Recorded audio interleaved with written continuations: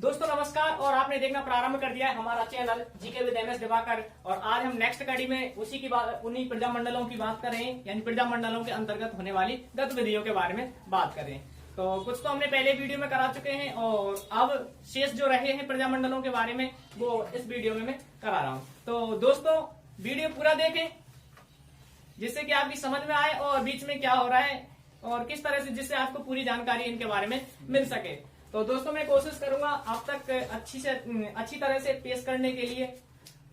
तो राजस्थान में प्रजामंडल, और अब हम बात करेंगे मेवाड़ प्रजामंडल। मेवाड़ प्रजामंडल, आपको पता है राजस्थान की सबसे प्राचीन रियासत है वो मेवाड़ रियासत है। मेवाड़ रियासत में चार मुख्य जिले आते हैं वर्तमान के, राजसमंद, चित्तौड़गढ़, भीलवाड़ा और उदयपुर आते हैं। तो ये मेवाड़ प्रजामंडल है। मेवाड़ प्रजामंडल की स्थापना आपको बताई दी है मेवाड़ मातृ नारकी ज्वाला जलाई और मेकराल सा भर दो, इसमें से आप निकाल सकते हैं। तो मेवाड़ के मांडके लाल वर्मा संस्थापक थे और मांडके लाल वर्मा, लेकिन इसकी अध्यक्षता किसने की है? बलवंत सिंह मेहता। बलवंत सिंह मेहता या बलवंत राय मेहता के द्वारा इनकी, बलवंत राय मेहता इनके द्वारा इनकी अध्यक्षता की गई है। भूरेलाल बयान है, उन्होंने वो इनके उपाध्यक्ष रहे थे, वो भी हैं। 1941 में इन्होंने अध्यक्षता फिर मांडके लाल वर्मा ने की है ना। तो मेवाड़ प्रजामंडल, मांडके लाल वर्मा याद रख लेना और बलवंत राय मेहता। इनके अलावा और बात करें तो मेवाड़ में एक 7वां अधिवेशन है 31 दिसंबर 1946। बात है 31 दिसंबर 1946 और वो 7वां अधिवेशन जो हम बात कर रहे हैं वो किसका है? अखिल भारतीय देशी राज्य लोक परिषद, यानी कि जो देशी राज्य हैं, रियासतें हैं, राज्य, उनकी क्या है? एक संगठन है, उसकी ही कह सकते हैं सम्मेलन हो रहा है। ये 7वां अधिवेशन है। क्या हो रहा है? अधिवेशन है। और वो कौन सा है? 7वां अधिवेशन है। इसकी अध्यक्षता करने के लिए कौन आए हैं? देश के पहले पीएम, क्या नाम है? जवाहरलाल नेहरू। जवाहरलाल नेहरू अध्यक्षता के लिए आए हैं। और मैं एक जो चीज निकालने जा रहा हूं वो क्या है कि यहीं पर क्या है? जवाहरलाल नेहरू ने स्थापना की है, वो सॉरी इसकी अध्यक्षता की है, इस परिषद की, या अखिल भारतीय देशी राज्य लोक परिषद की। और यहीं पर जिनका नाम आता है राजस्थान के सबसे ज्यादा समय तक या सबसे लंबा जिनका कार्यकाल रहा है, किसके रूप में? सीएम के रूप में, राजस्थान के सीएम के रूप में। वो कौन है? मोहनलाल सुखाड़िया। मोहनलाल सुखाड़िया लगभग 17 वर्ष तक शासन करने वाले थे, जिन्हें आधुनिक राजस्थान का निर्माता के नाम से भी जाना जाता है। वो मोहनलाल सुखाड़िया राजस्थान के सीएम। उनका उदय कहां से माना जाता है? इस ही राज्य परिषद से माना जाता है। तो ये था मेवाड़ प्रजामंडल। इसमें डॉक्टर लक्ष्मी पंडित का भी नाम आता है, उनका भी संबंध इससे रहा है। विजय लक्ष्मी पंडित है, उनका भी नाम इसी में आता है मेवाड़ प्रजामंडल में। इसके अलावा दूसरा प्रजामंडल हम बात करें जो काफी इंपॉर्टेंट है, वो है डूंगरपुर प्रजामंडल। बहुत अच्छा प्रजामंडल है डूंगरपुर, बहुत अच्छी घटना है, उससे क्वेश्चन भी निकल के आता है प्रजामंडल से, डूंगरपुर से। तो दोस्तों आगे बात करते हैं डूंगरपुर प्रजामंडल। डूंगरपुर प्रजामंडल याद करा दिया था हमने, पहाड़ों की नगरी डूंगरपुर को कहा जाता है। पहाड़ों की नगरी डूंगरपुर। भाई डूंगर का मतलब होता है पहाड़, और पहाड़ों की डूंगरपुर माने पुरा, यानी कि ये नगरी हो गई, पहाड़ों की नगरी। और इसकी स्थापना किसने की? भोगीलाल पांड्या। इन भोगीलाल पांड्या का ज्यादा रोल रहा है, क्योंकि एक तो मोतीलाल तेजावत है उनका नाम, और एक भोगीलाल पांड्या। और उसके बाद में एक तो है ये गोविंद गिरी, उनका तो सबसे ऊपर नाम आता, जिन्होंने आदिवासियों के लिए काम किए थे। तो भोगीलाल पांड्या, इन्होंने डूंगरपुर सेवा संघ की स्थापना की। डूंगरपुर सेवा संघ 1938 में। उसके बाद में एक बागड़ सेवा मंदिर है, बागड़ सेवा मंदिर, और एक है हरिजन सेवा संघ, हरिजन सेवा संघ। इन दोनों की स्थापना 1935 में हुई है। और एक डूंगरपुर सेवा संघ है जिसकी स्थापना कब हुई? 1938 में स्थापित किया गया है। तो इनको याद रख लेना, इंपॉर्टेंट है, कई बार पूछ लेता है। संस्थापक कौन है? भोगीलाल पांडे। एक खांडलाई आश्रम है, खांडलाई आश्रम पूछा जा सकता है। खांडलाई आश्रम कहाँ है? डूंगरपुर में है। खांडलाई आश्रम,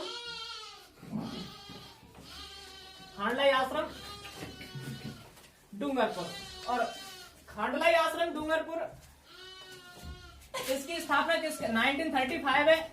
और इसकी भी स्थापना किसके द्वारा की गई थी? इसकी स्थापना इस भोगीलाल पांडे के द्वारा नहीं है, किनके द्वारा है? मेवाड़ में जो आपने पढ़ा था वो माणिक्यलाल वर्मा। कौन?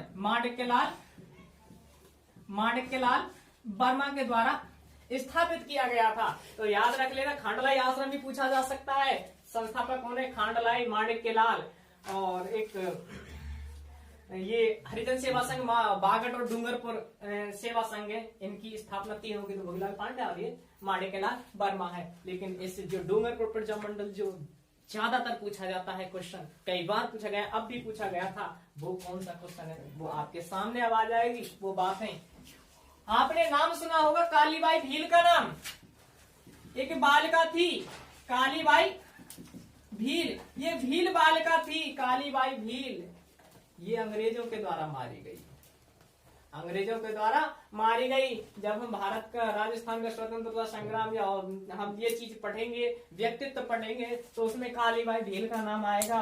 कालीबाई भील कहाँ की रहने वाली थी? रास्तापाल जगह है। और रास्तापाल कहाँ है? इस डूंगरपुर में ही आता है, इस डूंगरपुर में ही आता है कालीबाई भील। और कालीबाई भील क्यों जानी जाती है इतिहास में? ये कालीबाई भील अपने गुरु की रक्षा के लिए जानी जाती है कि इसने अपने गुरु की रक्षा की खातिर स्वयं का प्राण न्योछावर कर दिए। वो थी कालीबाई भील। हमने छोटी किताब, छोटी कक्षाओं में पढ़ा था, आपने भी देखा और पढ़ा होगा, शायद 5 या 6वीं क्लास में मिलता था कि वो एक भील बालिका जो चारे की गठरी लेकर के आती है और उसके गुरु नानाभाई खाट और उनको अंग्रेज हैं वो उसे ट्रक से खींच करके, रस्सी से बांध करके खींच करके ले जाते हैं। तो वहीं आती है वो भील बालिका, कौन? कालीबाई भील, और उस रस्सी को काट देती। उसकी इतनी हिम्मत कि अंग्रेज जिसको खींच करके ले जा रहे हैं, और उसी रस्सी को काट देती है। उसकी हिम्मत तो देखो कालीबाई भील की। अब उससे गुस्सा होकर के अंग्रेजों ने क्या किया? इसे कालीबाई भील पर ही फायरिंग कर दी। और उसमें कालीबाई भील और कालीबाई भील तो मारी गई, उसके बाद नानाभाई खाट को भी मार दिया। और दूसरे और गुरु हैं जिनका नाम हम और लेंगे, सेंगा भाई। एक नाना भाई और सेंगा भाई, इन दोनों को मार दिया था। ये इनके गुरु हुआ करते थे, नाना भाई खाट और सेंगा भाई। इनकी रक्षा करना चाहती थी कौन? कालीबाई भील। लेकिन अंग्रेजों ने इसको भी मार दिया, इसको गोलियों से भून दिया था। तो ये घटना कहाँ की है? रास्तापाल डूंगरपुर की ये घटना है। तो ये रास्तापाल डूंगरपुर का कई पटवार एग्जाम में पूछा गया, 2013 में पूछा गया था। एक अभी कोई एग्जाम हुआ था 2020 में, उसमें भी पूछा गया था ये रास्तापाल के कालीबाई भील कहाँ की थी? रास्तापाल की। और रास्तापाल आंदोलन में का संबंध वो कालीबाई भील से है। तो कालीबाई भील रास्तापाल डूंगरपुर की है। तो ये है आपका डूंगरपुर प्रजामंडल।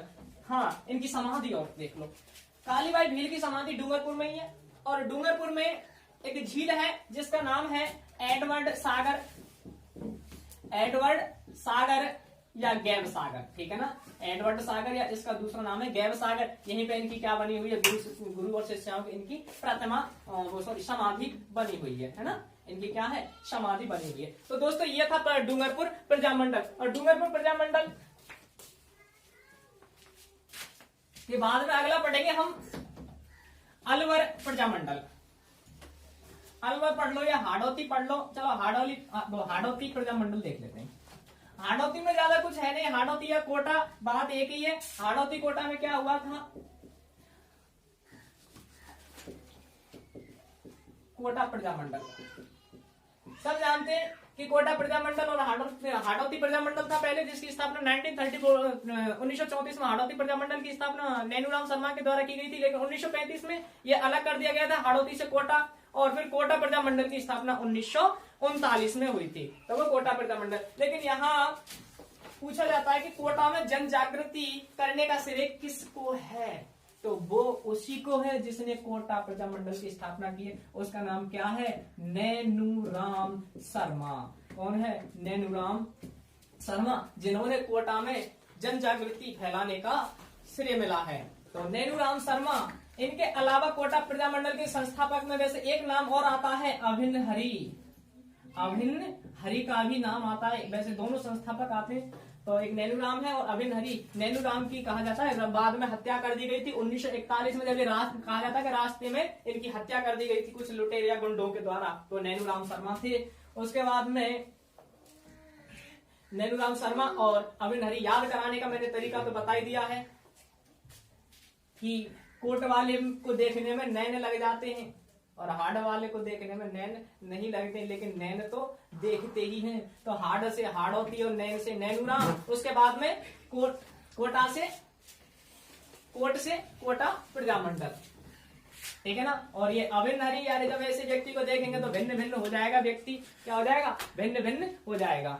तो ये थे आपके कोटा प्रजामंडल। एक वीर भारत समाज की वीर भारत सभा और है, भले वो इसी से संबंधित है। वीर भारत सभा याद कर लेना, कई बार क्वेश्चन इससे भी बना है और बढ़ने के चांस रहेंगे। वीर भारत सभा की स्थापना किसने की थी? केसरी सिंह बारहट।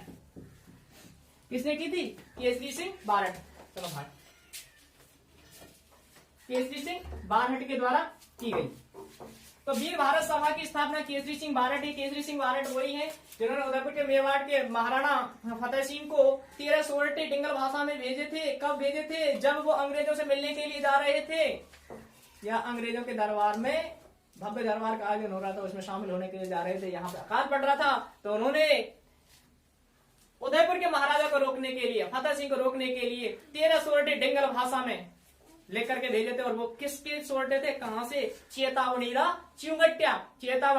चिंगट्या से लिए गए थे, और उन्हीं दो या सोरठे थे, उनको भेजा था महाराणा फतेह सिंह को। और उनको सुन करके वो वापस लौट आए, रास्ते से ही लौट आए, वो नहीं गए थे। तो वो किसके सोरठे थे? केसरी सिंह बारहट के। वैसे केसरी सिंह बारहट भीलवाड़ा से संबंध रखे, सापरा भीलवाड़ा से संबंध है इनका। और केसरी सिंह बारहट के भाई जोरावर सिंह बारहट और इनके बेटे प्रताप सिंह बारहट, तीनों ने स्वतंत्रता संग्राम के लिए अपूर्व अपना योगदान दिया। नहीं, पूरे परिवार ने ही योगदान दिया है। वो एकमात्र परिवार आता है सबसे ज्यादा, जो कौन है? केसरी सिंह बारहट का परिवार आता है। इनके बेटे को स्टेशन पे पकड़वा दिया गया था, जेल में मरवा दिया था इनके बेटे को, जो प्रताप सिंह बारहट थे। तो उन्होंने उससे ये कहा था कि तुम जो तुम्हारे साथ और साथी थे उनका नाम बता दो, हम तुम्हें छोड़ देंगे। लेकिन उसने क्या कहा कि मैं ऐसा नहीं करूंगा, अगर मैंने ऐसा किया तो मेरी मां रोएगी, अगर मैंने तुम्हारे लिए नहीं बताया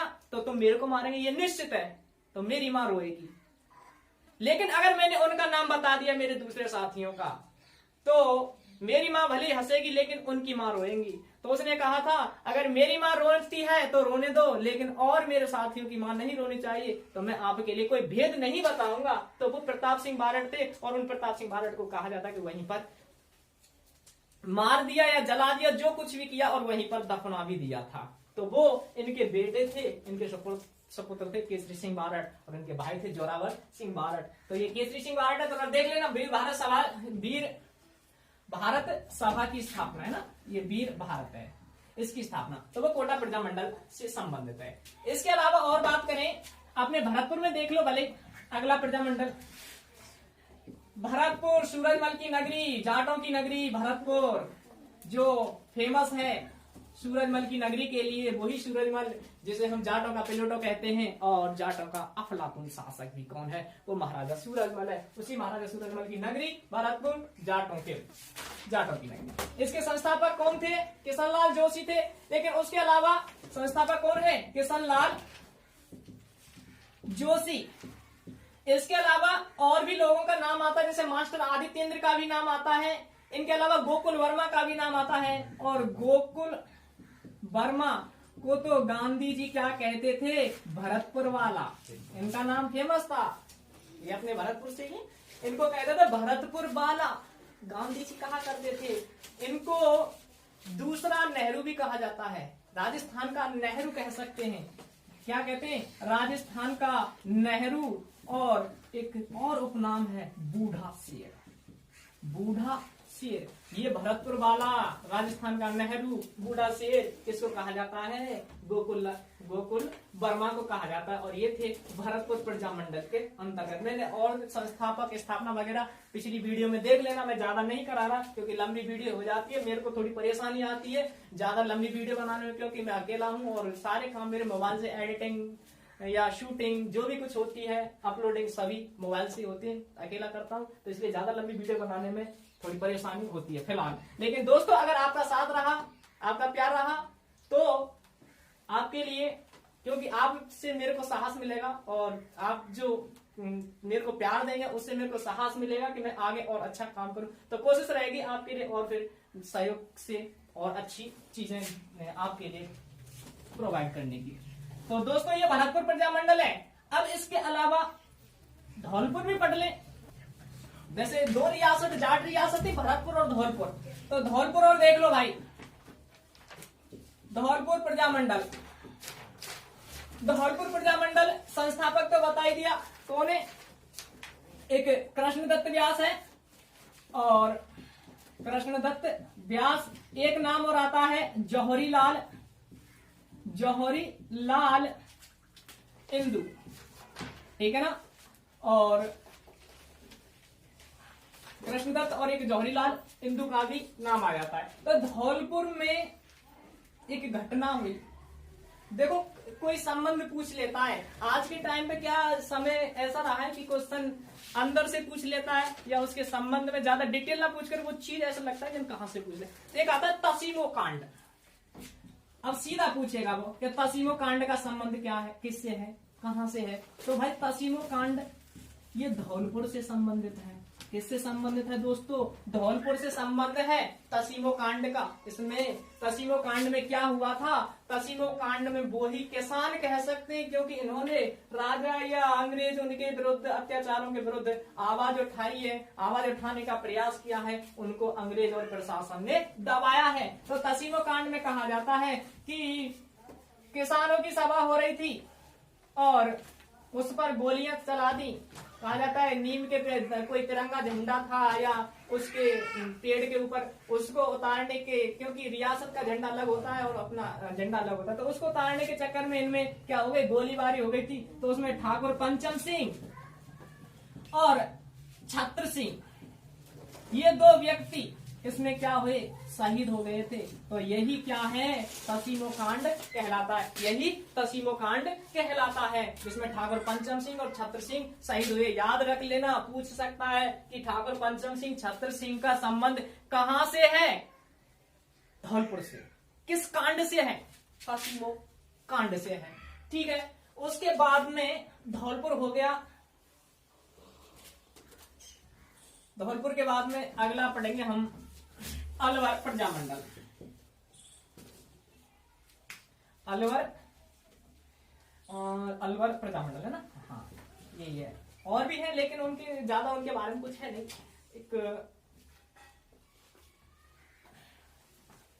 एक ज्वाला प्रसाद और है इसके साथ में, धौलपुर के साथ में ज्वाला प्रसाद जिज्ञासु है ना। हाँ वैसे मैं ट्रैक में लिखा चुका हूँ ज्वाला प्रसाद जिज्ञासु। और ये कृष्णदत्त व्यास है, जौहरी लाल इंदु। देख हरिनारायण शर्मा, हरिनारायण शर्मा सॉरी है ना, हमने ट्रिक लिखाई थी, मातृ ने हर की ज्वाला हाथ से हरिनारायण शर्मा लगेगा है ना। हाँ मातृ ने हर की ज्वाला जला, ये हमने ट्रिक लिखा चुके, थोड़ा देख लेना हमको है ना। हाँ तो हरिनारायण शर्मा है। उसके अलावा अब यहाँ पे एक याद रख लेना कि कांग्रेस समिति कहाँ गठित की गई। कांग्रेस समिति का गठन 1937 में कहाँ गठित की गई, तो वो अलवर में गठित की गई। एक और है, एक आंदोलन चला था, उस आंदोलन का सीधा सा ही नाम है गैर मिनिस्टरों या गैर जिम्मेदार है ना, गैर मिनिस्टर गैर जिम्मेदार हाँ मिनिस्टरों, गैर जिम्मेदार मिनिस्टरों कुर्सी छोड़ो, गैर जिम्मेदार मिनिस्टरों कुर्सी छोड़ो। अरे जब तुम जिम्मेदारी नहीं ले सकते तो तुम क्यों बैठे हो कुर्सी पर? तो जिनको जिम्मेदारी नहीं ऐसे है उनको हटाओ कुर्सी से, यानी खुद ही कुर्सी छोड़ दो। तो ये भी आंदोलन चला था कहाँ? अलवर प्रजा मंडल में। किसके नेतृत्व में चला था? तो ये भोलेनाथ, ठीक है। तो भोलेनाथ के नेतृत्व में अलवर प्रजा मंडल में गैर जिम्मेदार मिनिस्टरों कुर्सी छोड़ो आंदोलन चला गया। दोस्तों पूछ सकता है ऐसी चीजें, तो थोड़ा याद रखना। और छोटे छोटे हैं प्रजा मंडल, उनके बारे में ज्यादा है नहीं, वही स्थापना और संस्थापक है जिनको मैं पहले पूर्व में ही करा चुका हूँ ट्रिकों के माध्यम से। तो दोस्तों हमारी वीडियो अगर अच्छी लगे तो सब्सक्राइब कर देना और वो लाइक कर देना, और हमारा चैनल है जीके विद एमएस दिवाकर, उसको सब्सक्राइब जरूर करें। तो दोस्तों हंसते रहिए, देखते रहिए, मुस्कुराते रहिए, और हमारा channel GK with MS Diwakar